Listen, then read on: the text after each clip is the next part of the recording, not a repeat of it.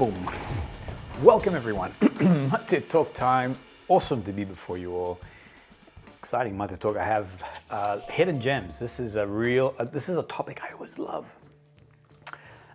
Because and even preparing for today, I'm sort of looking to see how much conversation is on these brands, and there's a few things out there, but it's ultimately a little bit quiet. So I'm excited to put this before you all. Now, I read a comment before I begin. Let me just give you this really quick thing. I read a comment a few days ago, and I normally don't let things sort of play in my brain too much. However, in this case here, the comment said, I don't like Marcelo, which is fair enough. It is what it is. It's because he likes everything. He's always, it feels like if I was if I'm in a large department store, he'd be trying to push everything on me. All right, that's the only, I'm like, whoa, that's not it, that's not true. So I'm actually very fussy, and I know that you think maybe I love everything. On the channel, I only talk about things that I love. So if you've noticed, in 600 plus videos, I've never spoken about anything that I don't like. Don't buy this and don't get that and bop, bop, boop. So everything that I have is because I've vetted it and I've already gone past that, I've already crossed that bridge that this is something that I enjoy. One, for me, and two, is this something that I can actually put to you as a recommendation. So I don't like everything. I'm actually, as I said, I'm actually super fussy, but I don't like talking about, because it's not my place. So that explains that. I will, and I'll go one more as to why I only talk about things that I like. But at the end of this video, I'll tell you, because I had a friend of mine reach out to me and make a comment about an expression I made on one of the videos. And actually, it's this video here with Kevin and I, but I'll tell you at the end. Okay, announcements. So first things first, KM Tours, I'm going to tell you a little bit more about that, bigger picture in that scope. Secondly, the OT Traveler is coming out, the OT Traveler Discovery Series coming out this Sunday. And then I've got two boxes that I would like to open and show you. One, we'll do a live unboxing. This is from the great Mr. Zaharoff. I got myself the Oracle, and I'm excited to open that and smell that with you guys. So I've purposely stayed away from looking at what people are saying. However, and I'll tell you about, there's a small cheat in there, and I'll tell you what that is. And the second thing, and I thank you for those people who've been reaching out to me, but this is my hard drive. I'll tell you more about that at the end of this video. Allora, let's begin. So I mentioned that the month of March is the trailer. So these are all the upcoming episodes when it comes to, or upcoming fragrance houses that I've been sort of researching. There will be more, so this is not the breadth of what's going to be coming out, but these are all the things that I've been researching and doing quite a bit of work in to see, will they fit? One, do I like them? And two, will they fit in the channel? And do they go into the classifications? I'm always thinking about this, and I'm thinking about this for you guys, and that is, if you're brand new to niche, these are my classifications here. You want to start as a new recruit. I personally think the journey is a lot more fun, just putting it out there. It's a lot more fun starting here and working your way down. I know that you can easily jump here, but it's like going to the book and getting to the end, but not really understanding the context of, and then he stabbed her. Well, I feel sorry that he stabbed her. No, stabbed her with love. Actually, anyway. So you want to know the storyline, what's going on. So I always say, start here and then move your way through. But if you're already a seasoned individual, you've been doing this for a number of years, you've got a nice collection, well, these are the other areas. So I'm always thinking about, as I curate and look at brands, do they fit into this, and will you guys watching be interested in these particular things here? So today what I'd like to do is two hidden brands, hidden gems. They're not hidden. People are talking about them, but there's not a lot of noise around them. And I would like to put them on your radar. One is, I would classify as a new recruit into semi-pro. When they first started, they were very much, some of their earlier fragrances are very lovable. I mean, they were purposely designed that way. And then as they've been moving through, they are getting a little bit more adventurous, but they're still in that very much new recruit and semi-pro sort of landscape. And this is Astrophil and Stella, brand that I enjoyed last year. They were part of the KM Fragrance Tour experience. We went to Turin. We met with the brand manager and the brand representatives. We were in their boutique, in their area. They put on such a beautiful show. So they also showed off touring to us. But I'll tell you a little bit more about that experience, because one of the fragrances is very much connected to that experience in that moment in time. I love the way that I'm pounding through, just punching through this. Now, there are two fragrances that I'm just going to, just as a quick highlight, because I have spoken about them quite extensively before. Here is episode in relation to this particular fragrance here. This is Shanghai 1930. If you haven't come across this, I do recommend it to you. If you love tea-scented fragrances, now with a white floral accent when it dries down, this is fantastic. I didn't spray on skin or anything like that. I just want to put it on card. The moment I smell this, it just brings happiness. The perfumer is Arturo Landi, an absolutely genius of a man when it comes to perfumery. And this one here was the first time that they sort of broke out of the box a little bit from, it's very lovable, but it's quite unique and has a nice little twist to it. So it starts off with this great tea-scented fragrance profile to it. To me, I get a blend of like a green tea, which is quite green and almost a little bit acrid. Then it goes into a black tea, which I get a bergamot also, and I think Earl Grey. But it moves around with that tea sort of element, but then it does go into this beautiful white floral. So great for a man, beautiful on a woman, and one that I'd strongly recommend. Actually, on that strip is divine. The other one that I've also spoken about quite extensively, and here's the episode. This is Sandra's favorite, considering that she does not like vanilla in her fragrances. She adores this. This is actually the second bottle, by the way. So you can see it's fairly new. If you look at that video, you'll see how, how Sandra has gone through that fragrance. And for her to always say, I don't like vanilla, and yet, you know, powering through this bottle is impressive. What it does here is that it's not what Sandra doesn't like is that gourmand, accentuated sugariness in vanilla. Whereas here, it has this lipstick powdery effect to it. It is a very elegant, very sophisticated fragrance. It does make you think of dressing up, being in Paris and all that sort of stuff. It's Paris Cheri, sorry. And it's just a beautiful fragrance for a woman to wear. It's not something that I can wear. I find that it is a little bit more, even though it's not overtly feminine, there is a femininity to it, and it could be because Sandra has adopted this has become her fragrance. My granddaughter, who loves all things vanilla in all its different shades, adores this one here. So she competes with her nonna when it comes to access or taking the fragrance. So it's also, if you like vanillas and those kind of gourmand, those kind of note profiles, this is fantastic. But again, watch that video. I went into a lot more detail. I just wanted to rush through that. Sorry, that was a bit fast, because I want to get to these two. All right, so the two that I want to put forward to you and I'll elaborate a little bit more on. Number one is, what did I put? Yeah, Chromodoro. Now, this is a Julien Rasquinet fragrance. The one thing that I do like about Astrophil Stella is that they use a variety of perfumers, and they, I guess, lean into their style, essentially. Here, Julien, I feel he's quite skilled at bringing concepts forward. The scenario here, and this is what I absolutely love, so there's Chromodoro, so think Pomodoro, and that is tomato in Italian. So when you first spray this, it is a 15-second joyous and adventurous ride into this olfactory expression of the green tomato leaf. So if you've had the blessing of being able to grow your own tomatoes and pinch that leaf, it has a very green, vegetal, distinct.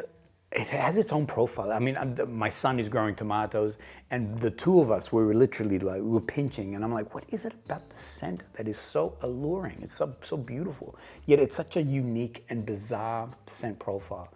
So on that opening, you get this wonderful tomato leaf, and Julien has knocked it out of the park, because my guess is that you can't extract that, you have to construct it. So it's an accord of some sort. This is my guess. Anybody out there who knows more about this, correct me, please.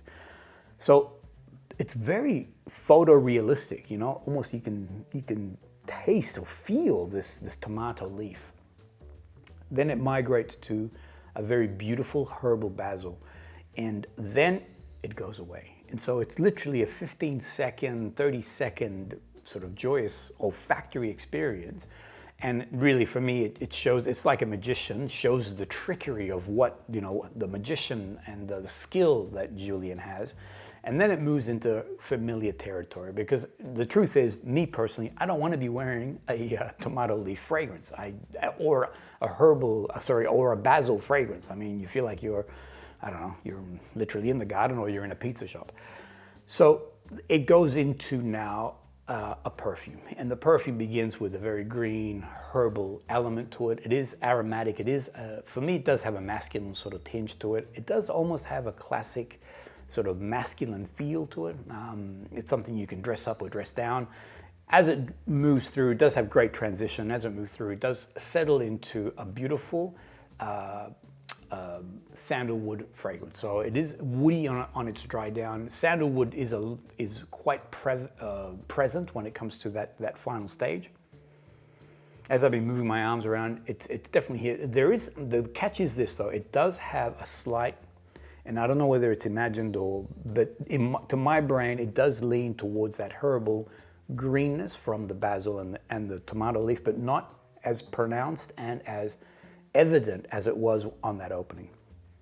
I have compared it to a fragrance that I absolutely adore, MATÉ Premier, Santal Austral, I forgot the name, Santal Austral, and I find that is a sunshine sandalwood, where here you're getting more of a green herbal sandalwood. But the sandalwood is quite distinct. It's a fantastic masculine leaning fragrance, one that I would recommend, one that I don't hear a lot of talking about. I like it a lot. Boom. The other one, this one here, I fell in love on first spray. If you look at Fragrantica, they are brutal on this fragrance. They are really like just giving it, I like it. And as I said, I won't talk about something that I don't enjoy because, and I'll tell you why.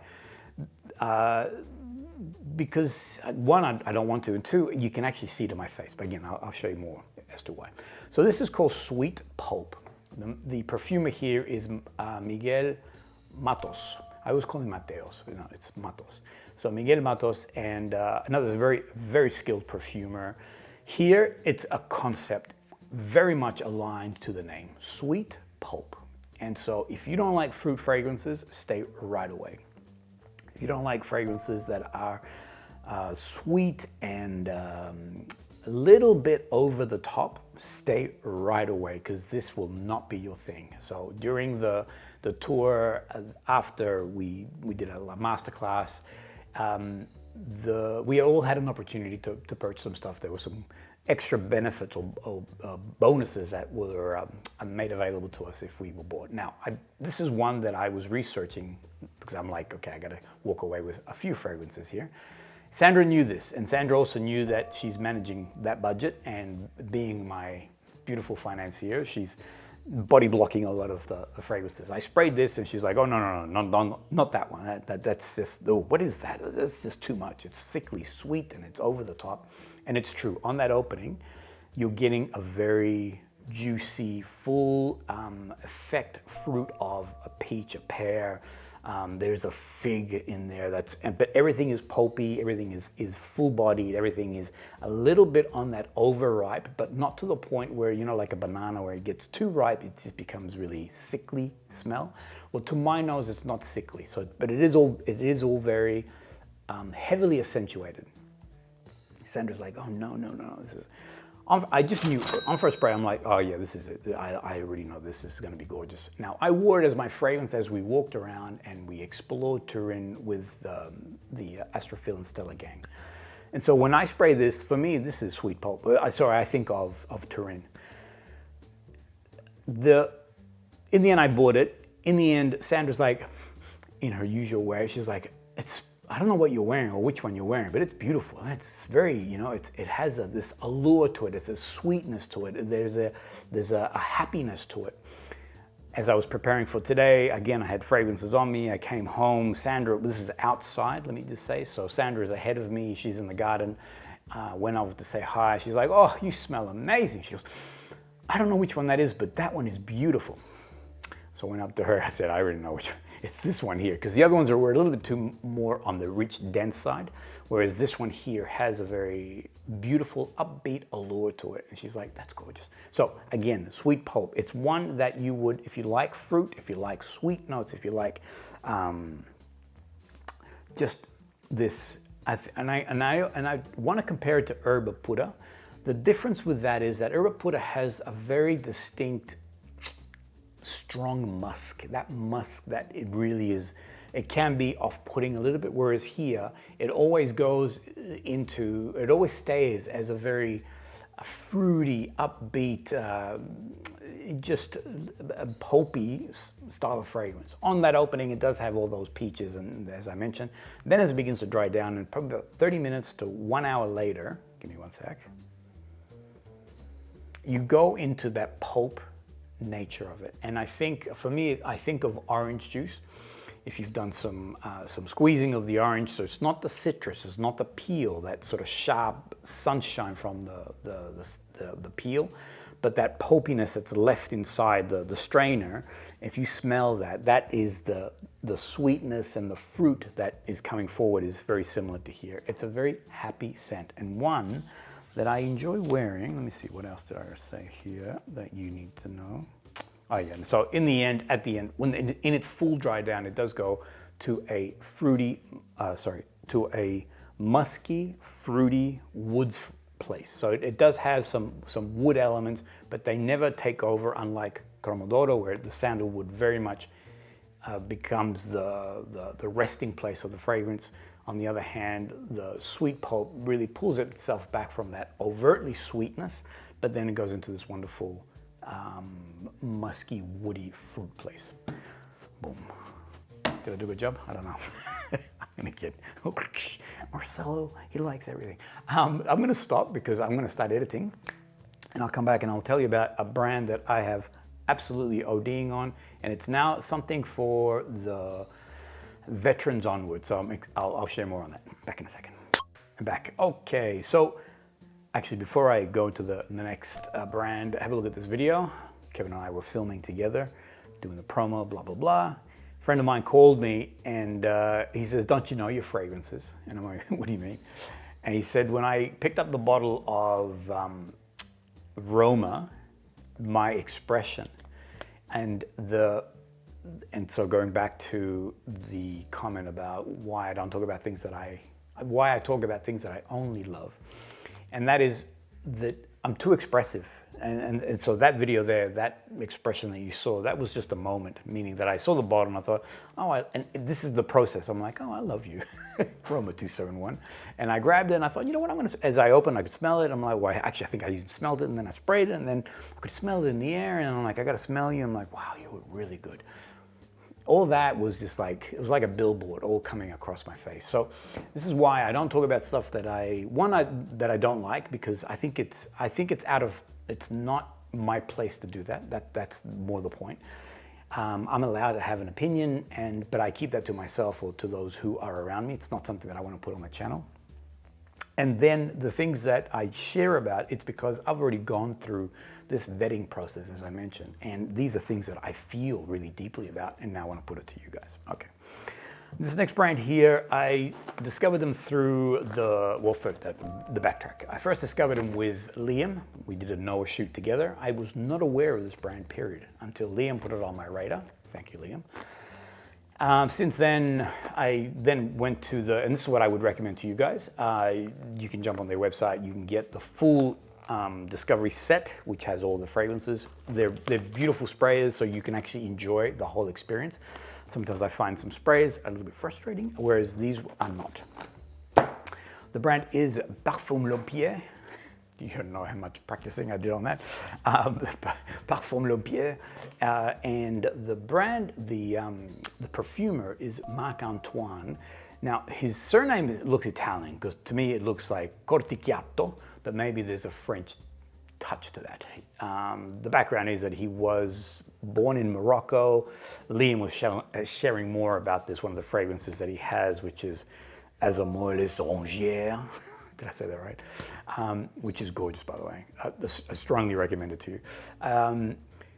where his family, where he grew up in Morocco, had a beautiful orange grove, yada yada. There's a great story here. I'm not going to steal my own thunder because I'm going to be doing some episodes on this. I really have fallen in love with this brand.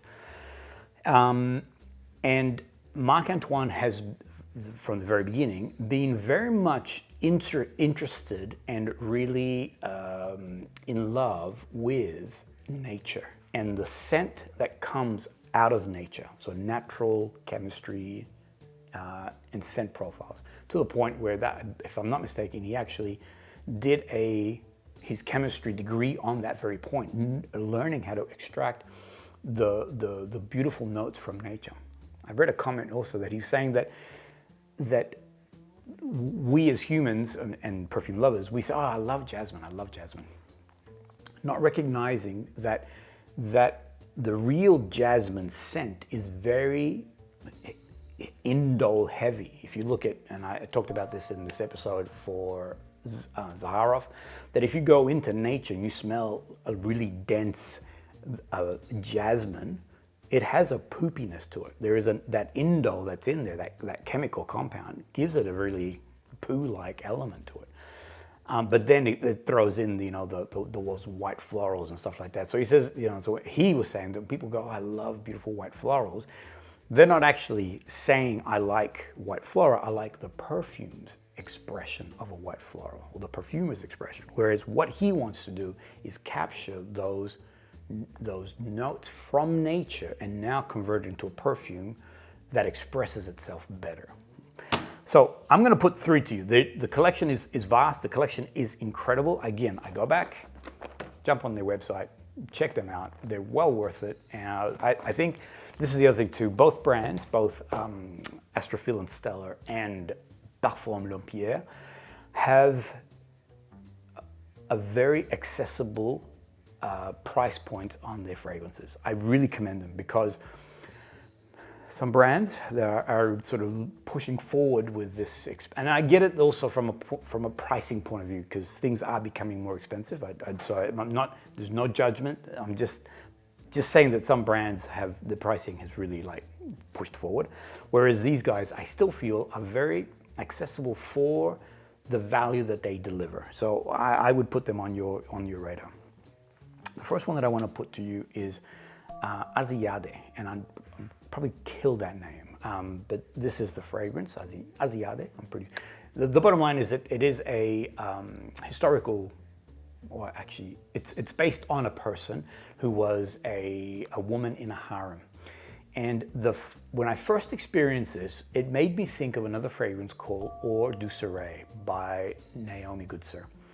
The difference with Naomi Goodsir's fragrance is that it's over the top, opulent fruits, and to the point where and purposely, it's an exaggeration of that. Whereas here, this is now the real expression of that. It would almost be like, and again, just so you know, I always talk about Eau du Soleil. I love that fragrance, but just so you get an idea of, Eau du Soleil would be like getting a Hubba Bubba strawberry gum and eating that and the glorious flavors. And Aziyade would be like actually getting a vine-ripe strawberry and eating that. The difference is distinct. Yes, there are expressions of strawberry, but there's a delicate, and there's a lot more going on in this one here than with Eau du Soleil. The best way to describe this, and here's the temptation with the brand, and that is that my brain wants to start to unpick things, but it also, the way the fragrances perform and the way that they permeate the air, there's almost like this subtext, and I know this sounds weird, but hear me out. There's this subtext that comes out saying, don't look at the notes, just go with the feeling.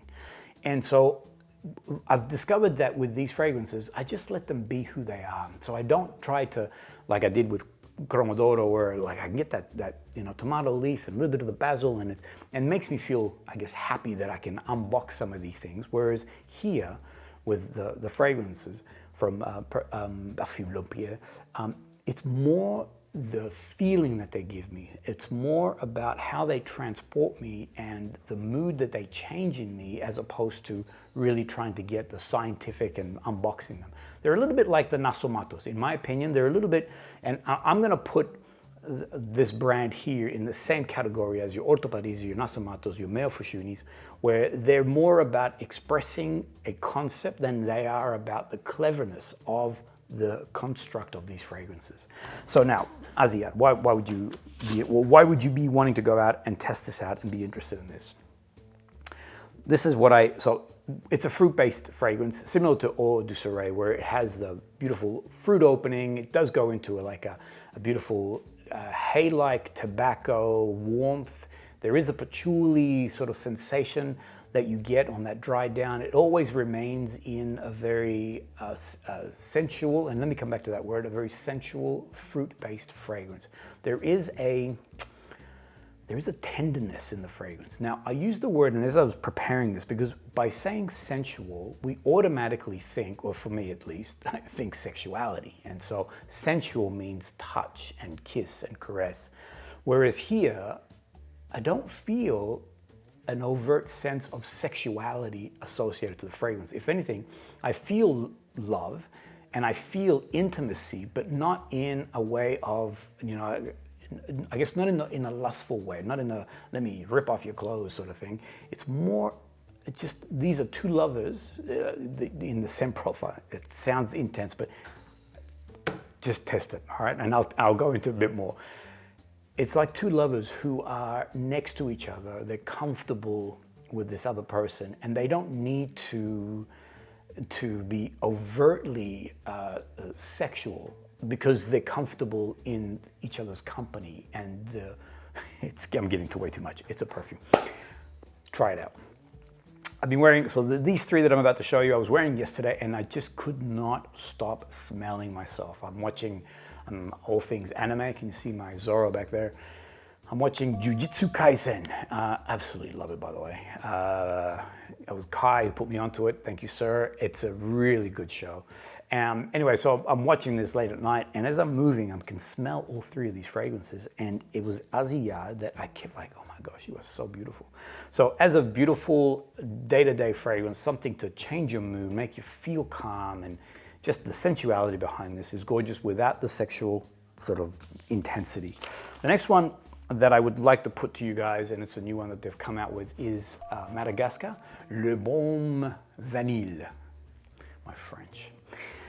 This one, so I love vanilla fragrances. The interesting thing, this is not one Sandra would love, because it does have the very accentuated nature of vanilla.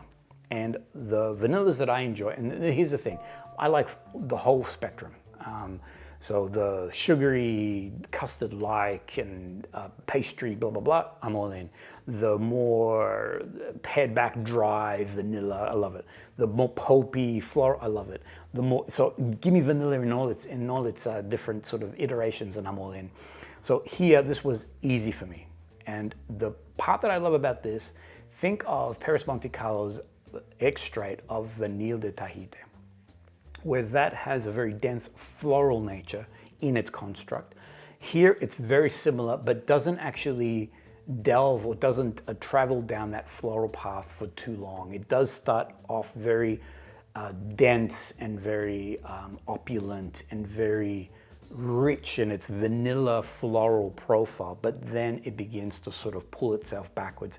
It does become a very subtle vanilla fragrance, but never in a gourmand scope.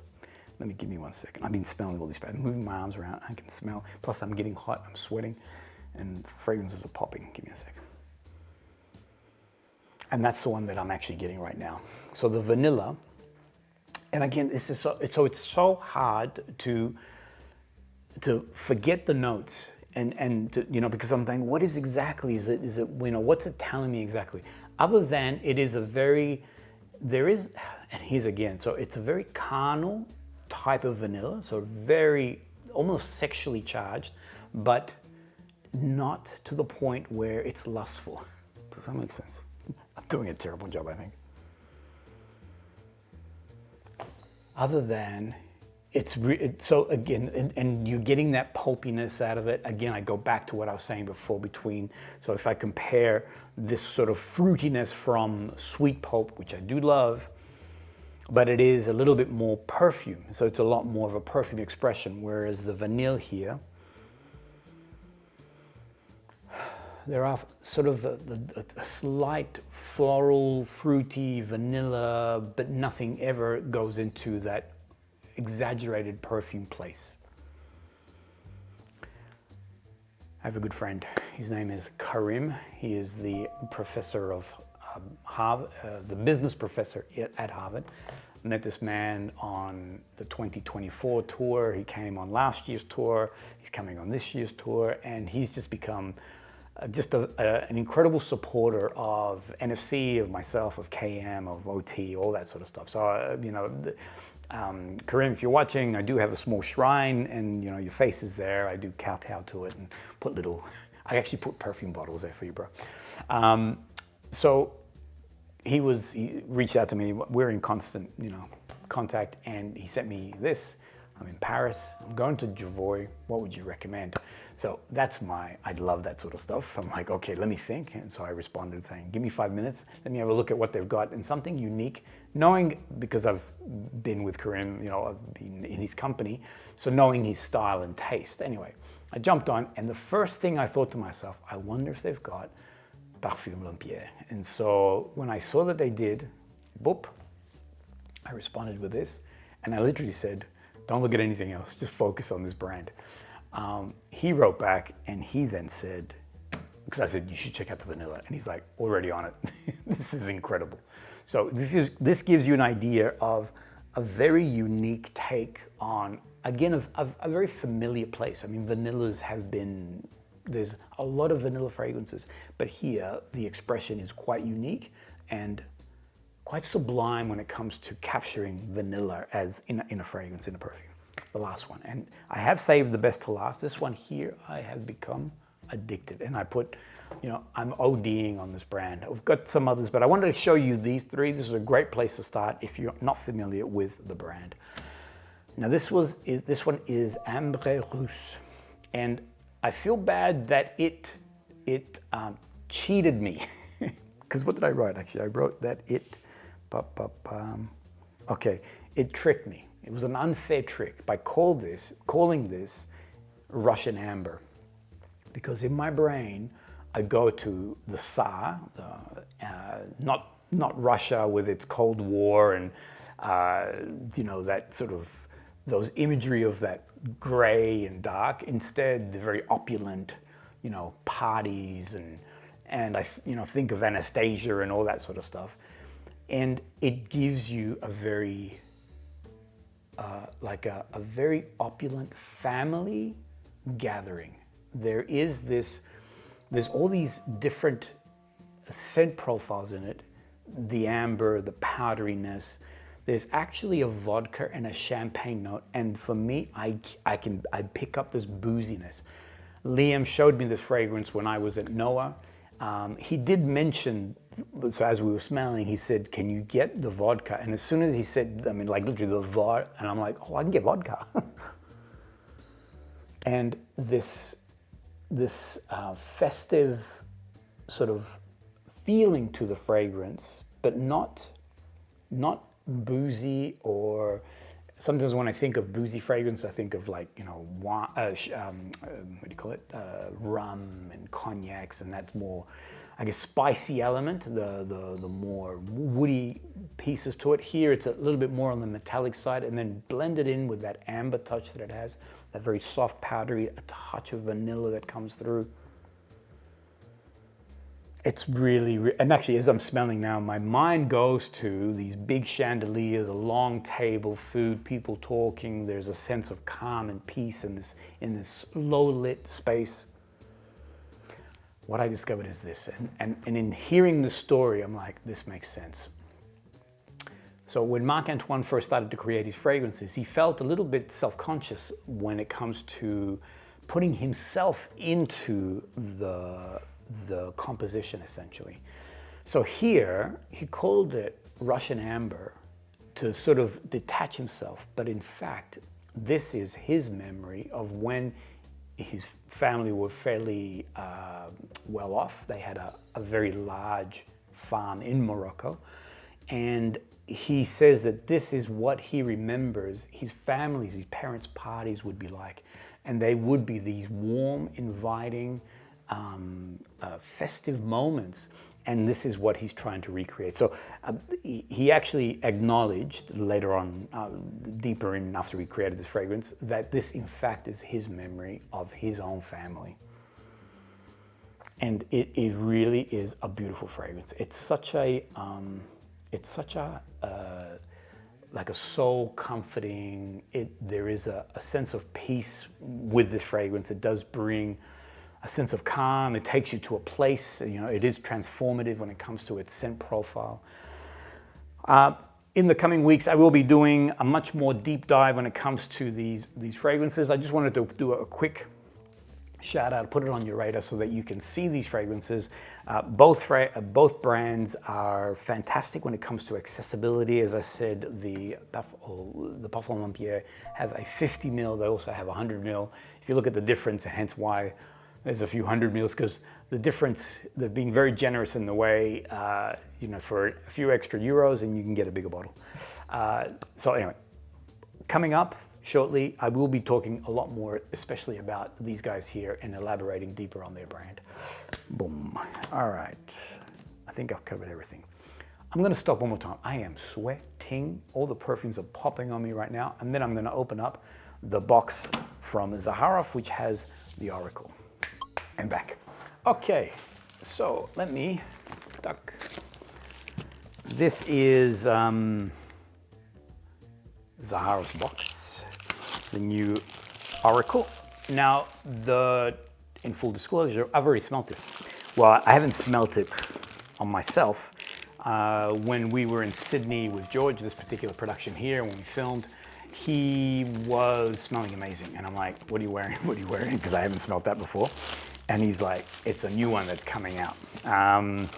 George was because he's excited about his brand. He's like, actually, I'll tell you, it's the new one. It's the Oracle. Showed me the packaging and everything else, and it looked amazing at the time. So I am looking forward to this, to now experiencing it again.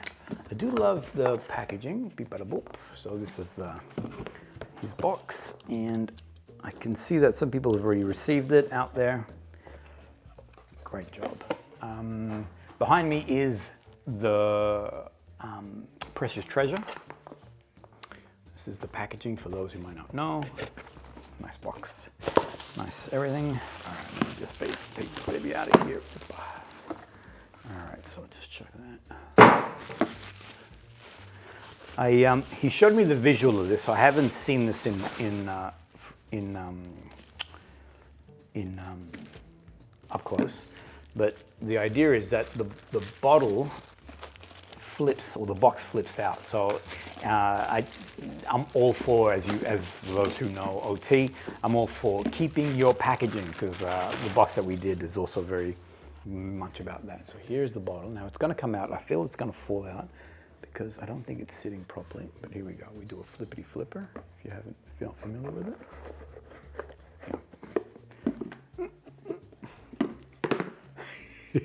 George is like, oh man, come on, man. Here we go. There he goes. Boom. There it is. Oh, there it is. All right.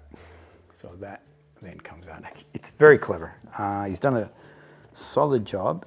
Let me. Okay, I see where it goes. All right, here we go. Because I don't want it to fall out. So that's the bottle. And then it does a flippity flip. Duck, duck, duck. Boom. Actually, it's very satisfying in the way that it moves. It does have this little spring action to it. And then bop, it reveals itself. Duck. All right, now I'll bring this baby out. Actually, it does sit in really nice. It's just that in transit, as you can imagine, gets knocked around a bit. The bottle is actually pretty cool. There's quite a lot of elaborations, and I'm sure everything means something here. With George, everything means something. I will do a deeper review when it comes to the fragrance. But for now, we're going to do a quick spray. The vanilla. I left a spot for it, which is up here.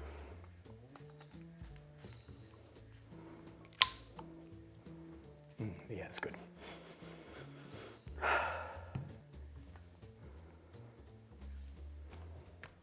Interesting that it has a like a sweetness to it on its opening, but it is getting that incense element that runs behind it.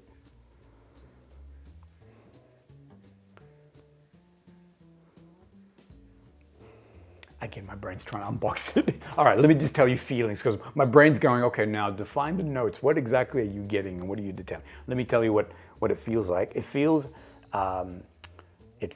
like a really beautifully sanded box, like you're working on something, a beautiful refined wood, and you're just getting it, your hand sort of polishing it, and you're getting the scent of the wood. There's like a more of a dusty element to it.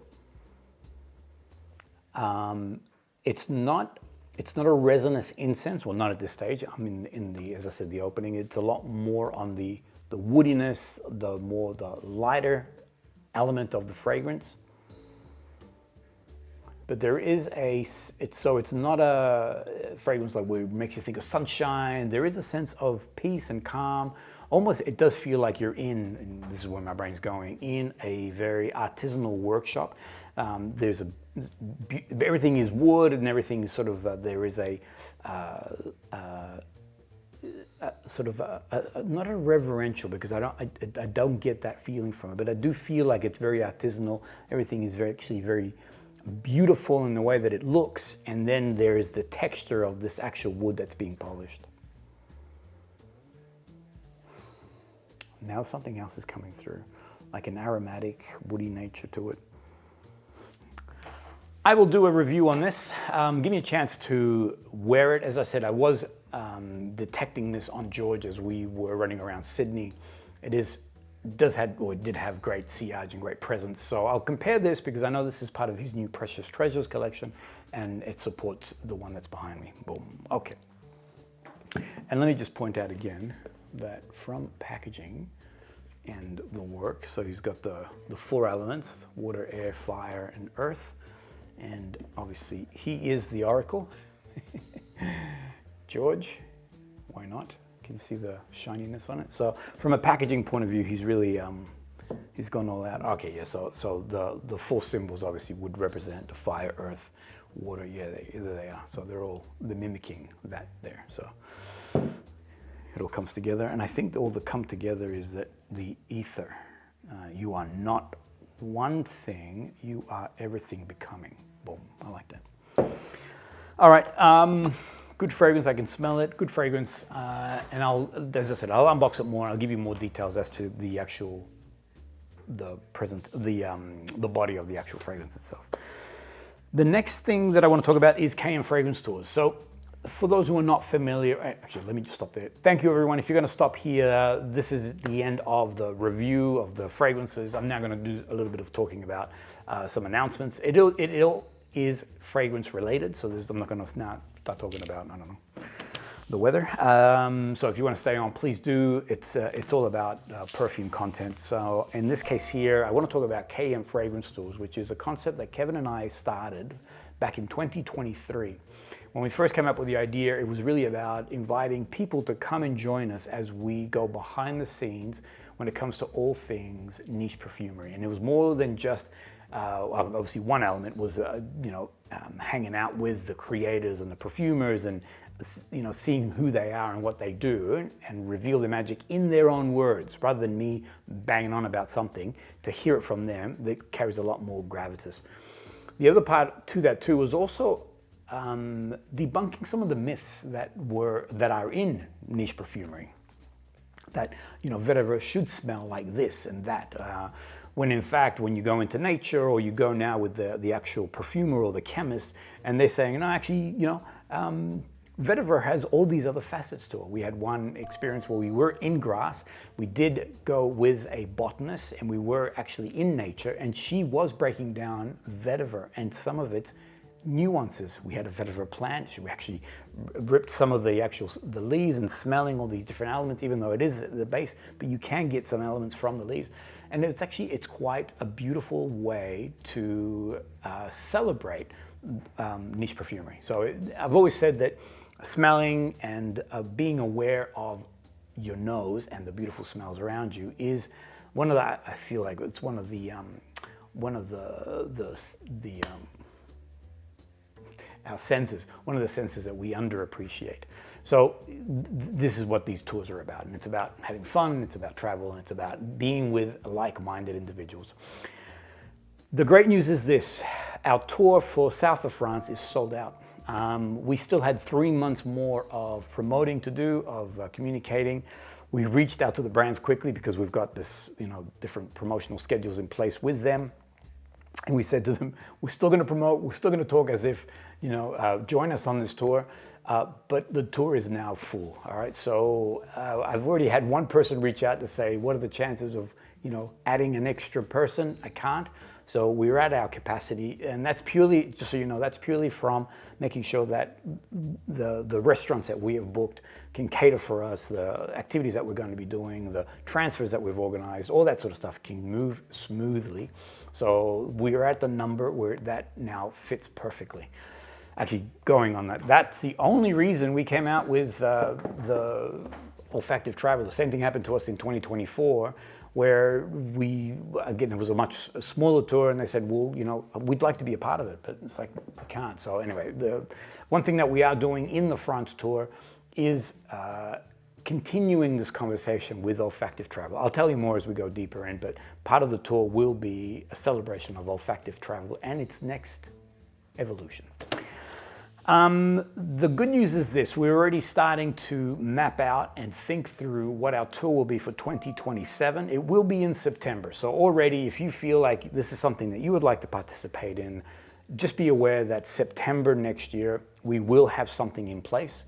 At this stage, we've got a location in mind, which we're pretty excited about, but we're going to now, we've already started a conversation down this path. And it seems as if this will most likely be the destination. I won't reveal just yet, just in case things change. But yeah, something's already in play. It will be now a 6-day tour. So currently it's a 3.5 day. Next year will be a little bit longer. We did a 9-day tour last year. It was exciting, it was a lot of fun, but it was a lot of work.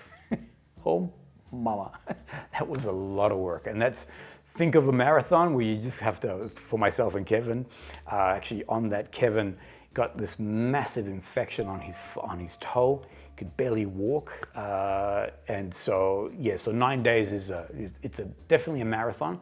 Whereas I think 6 to 7 days is a pretty comfortable place. It's a nice length to it. So we are, for next year at this moment in time, looking at a 6 to 7 day tour. Okay, so just give you a heads up on that. If you are interested, you can email me by all means, but there's nothing that I can share with you just yet, other than September. Mid-September is when the dates will be. If you look at the past tours, you'll get already a rhythm as to when we normally like to have the tours go live. So if you are interested, then I would recommend that to you. And please join us, because they are an absolute ton of fun. I left my notes somewhere, so I have to go off memory now. All right, let me keep going. This Sunday, there will be an episode on the OT Traveler, and this is now about, I'm going to share more about all things Olfactive Traveler. I'll share more about each of the 3 fragrances. There are the origin story, which are all these productions here. This gives you an idea as to the, motivation to create the brand, and then each of the fragrances. The episode on Sunday, will be about now me and you experiencing these fragrances together. So if you would like to purchase your own travel, OT Traveler, jump on our website. It is a leather-bound case. It is hand-stitched. There are 3 fragrances in there, of the 3 in the collection. 8 mil sticks is what they are. It's a beautiful keepsake. So the bottom line is that this is something that we can see you having for the rest of your life and using it as a traveler. You will be getting an email. If you would have already received something, so please check your spam or open up that folder. There is a special code, and it's in conjunction with this traveler this discovery series that we're doing. The idea is that everybody who has purchased in the past, whether you put a traveler or a full bottle, you will be getting a unique code just for you. It will be valid for the month of April, and you will have a chance to, if you would like to, receive a discount. Yeah. I don't know why I feel bad saying you're going to get a discount. You're going to get a discount. So there's a code in there that will allow you to receive a discount on the full bottles. Boom, that's pretty much it there. Okay, beep, bada, boop, boop, boop. The last part is this, and I've had a few people ask me questions on this. Probably about 5 weeks ago. I had a situation where my hard drive, killed data. It made it disappear basically. And I compared it to the Thanos moment in Endgame, puts in the final Infinity Stone and everybody begins to disappear. So I came in one morning, we'd been working on this project, have been for about 6 months, and we're coming to the end of it pretty much. And came in one morning to get it ready for Hannah to come in, and there were multiple files missing. There were 2 large folders with a lot of data in there that had completely disappeared. Nothing was there, period. And it had me baffled to the point where when Hannah did come in, I'm like, just tell me that you deleted this, because at least that's, I mean, even though that's not what I want to hear, at least that makes sense to me. I knew that it was illogical that Hannah would go bleep, blop, bloop, delete. So it had me, and now here's I've crossed over this bridge, so I can talk about it more deeply. I don't know what this is going. I haven't even opened it yet, and I didn't want to open it prior to MATÉ talk because I wanted to stay in the same, in a good mindset, and not worry about what's happening here. But I will report in next week what happened in the end. They're telling me that they were able to recover, but I don't know what that means exactly. I've had this happen to me before, and they said, yeah, we recovered the files, but it wasn't the files that I needed. So I've already crossed the bridge that I've lost this data. So mentally, I've sort of moved forward.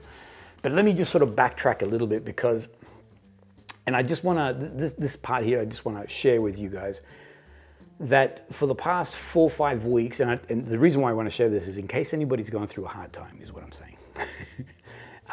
The past 4 or 5 weeks have been very, very, very hard, and to the point where mentally I've had to really shake myself, literally sort of like, you need to snap out of this. The implication to this is that this is my livelihood. This is what I do for a living. This is what allows all these things to happen, allows me to purchase perfumes and continue to be doing this thing here.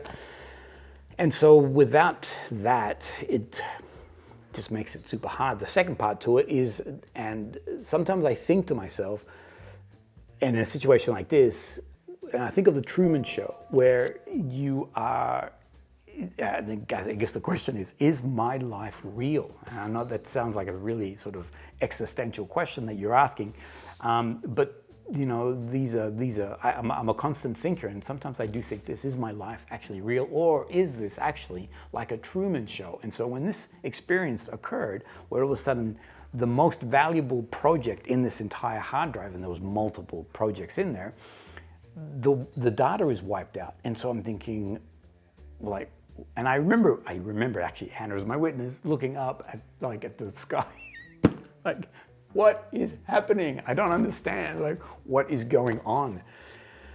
So the past 4 or 5 weeks have been pretty tough, but there's a great quote, and let me say, so if you watch the past MATÉ talks, every time that director, that dong that happens, it's because I'm in my head and my internal chatter is saying things like, what is the point of this video? What are you doing? So I'm fighting with my own brain to go, you got to keep going forward. And I love this quote, and this is what sort of, and it's taken from the movie Midnight in Paris, and it's Kathy Bates' character who plays Gertrude Stein, who was a real person, but obviously this is I think it's a fabricated line. But the line is, she says and in context to that, so Owen Wilson's character is a typical Woody Allen character, always complaining about something, always grumbling about something, and he's, talking about his woes. And she says to him that he needs to stop that. And then he gives him this advice, which is, we all fear death and question our place in the universe. This has been me in the last 5 weeks.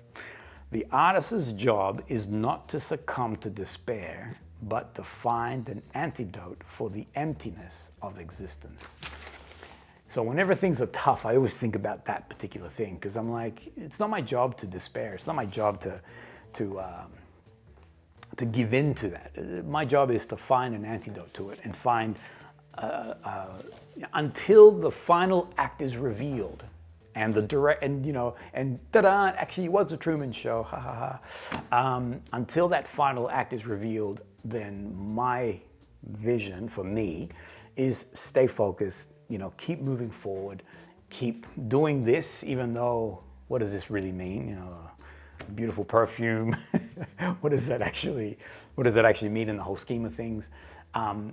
But for me, I enjoy it. I do enjoy this interaction, and I'm hoping that it's reciprocated from your end. So next week I'll tell you all about that hard drive, and fingers crossed that the data is in there, that it was retrieved. It actually went to the Netherlands. They did all the things that they had to do. They've been emailing me throughout the process. But the truth will be when I plug this baby back in and see if that is actually there.